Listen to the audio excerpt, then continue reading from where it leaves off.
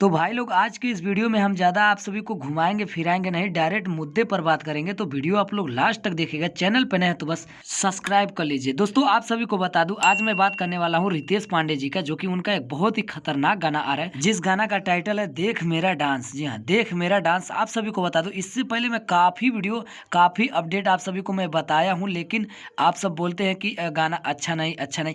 लेकिन मैं सोचा कि इसको मैं नहीं बनाऊंगा, लेकिन मुझे ऐसा लगा जब मैं इसका टीजर देखा तब मुझे पता चला कि ये बहुत ही बवाल गाना है, बहुत ही ब्लॉकबस्टर गाना है, ऑर्केस्ट्रा सॉन्ग है। मतलब ये डीजे पर चलेगा, कैसा भी हो लेकिन डीजे पर चलेगा ये गाना।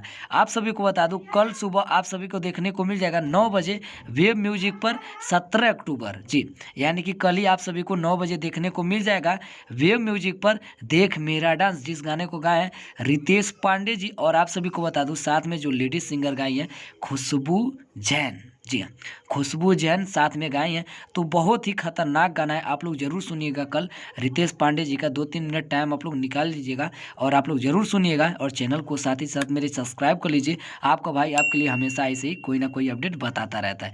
जय हिंद, जय भारत, जय भोजपुरी समाज। मिलते हैं अगले वीडियो में। आप सब देख रहे थे भोजपुरी मस्त न्यूज। मैं आपका दोस्त आर्यन अजूबा।